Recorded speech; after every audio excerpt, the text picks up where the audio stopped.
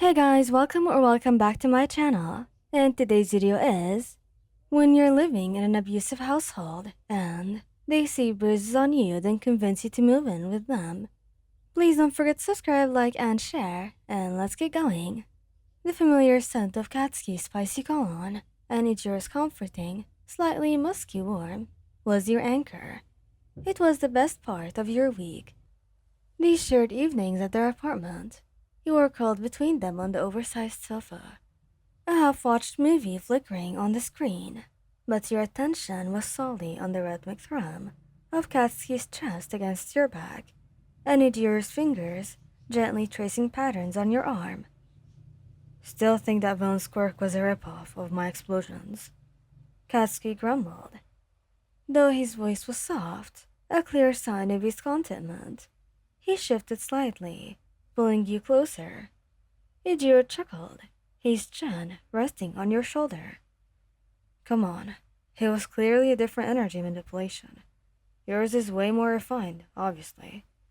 He then squeezed your hand, a silent reassurance that always made your heart ache with gratitude.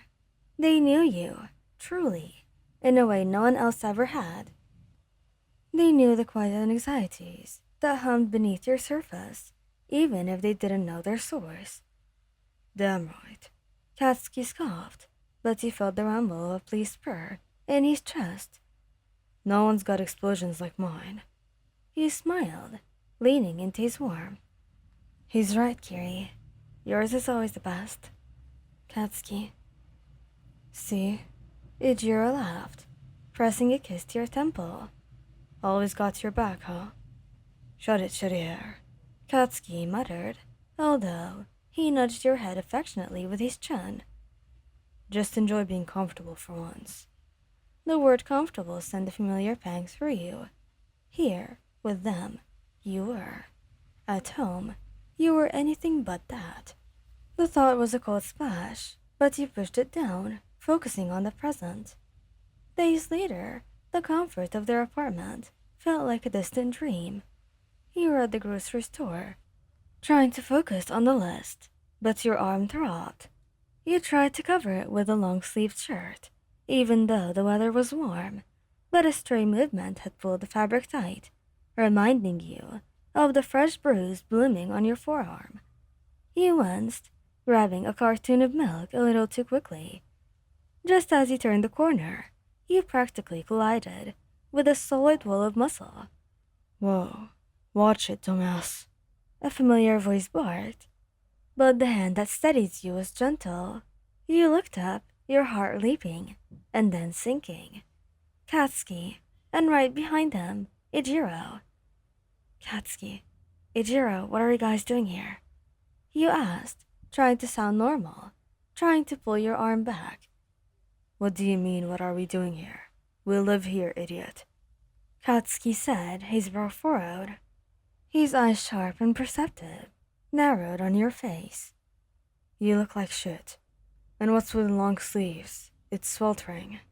Ijiro, ever the more observant one when it came to your subtle tells, stepped closer. Hey, are you okay, babe? You seem a little off. His gaze drifted to your arm, where the sleeve had ridden up slightly from the minor jostle.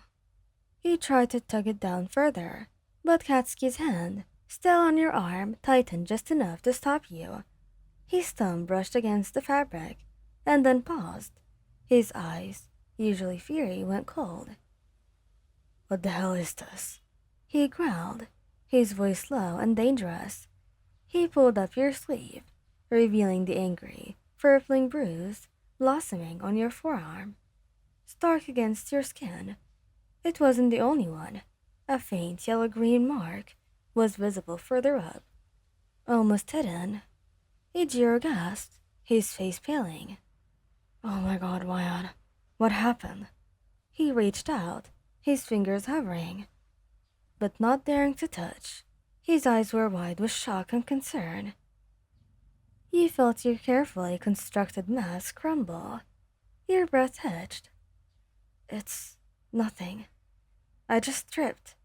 I'm really clumsy, you know. You tried to laugh, but it came out as a pathetic squeak. Katsuki's grip on your arm tightened, not painfully, but with an intensity that demanded honesty. Don't you dare lie to me. That's not from tripping. And that old one. You've been hiding this, haven't you?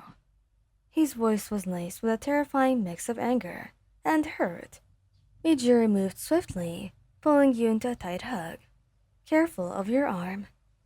Please, Wyan, tell us. We're worried sick. Who did this to you? His voice was muffled against your hair, thick with emotion. Tears welled up in your eyes, blurring the bright lights of the grocery store. The dam broke then. It's my parents. You whispered, the words barely audible. It's been happening for a while. I just didn't want to tell you. I was ashamed. Katsuki let go of your arm, stepping back, his fist clenching and unclenching. His jaw was tight, a vein throbbing in his temple. Your parents, he repeated, the words tasting like ash in his mouth. They're doing this to you. You nodded, burying your face in Ijiri's shoulder, sobbing now. Sometimes, when they're angry or drunk, I try to stay out of their way, I really do.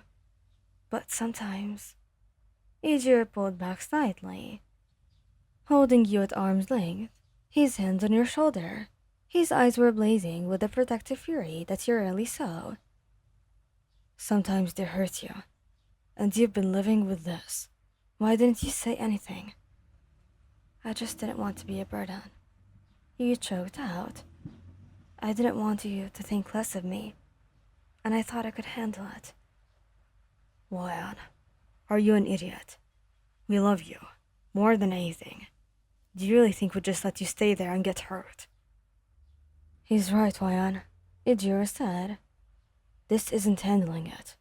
This is just suffering, and we're not going to let you do it anymore. But where would I go? You whispered. Katsuki's eyes met yours, surprisingly steady. You're coming home with us. You blinked. What? No, I can't. That's too much. I can't just move in. The hell you can't. Katsuki snapped, stepping right into your personal space. You think we're just going to let you walk back into that hellhole? Not a chance in hell. You're packing a bag and you're coming to our place. Tonight. Permanently. Ijiro nodded. We have plenty of space. It's not even a question, Wyan. We're not letting you go back there. Not for one more night. He squeezed your shoulders gently. But my parents, you started. They can go to hell. They're not laying another hand on you. Ever. A fresh wave of tears, this time of relief, streamed down your face. Okay, I'll come. Well, that's good then. Now let's get out of this damn store. Ijiri pulled you into another hug, tighter this time. We've got you, babe, always. When you stepped into their apartment, it felt different. It wasn't just a second home anymore. It was home. Your home. Ijiri led you straight to their bedroom. You can crash in here tonight.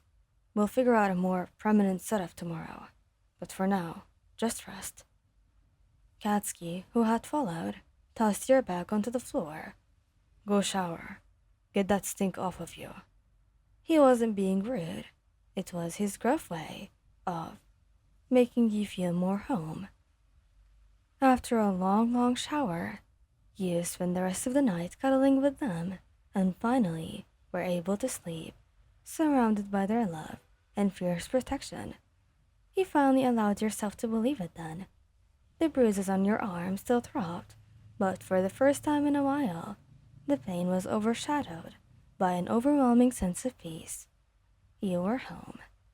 Thank you guys for listening. I hope you liked this video. Please don't forget to subscribe, like, and share. And goodbye.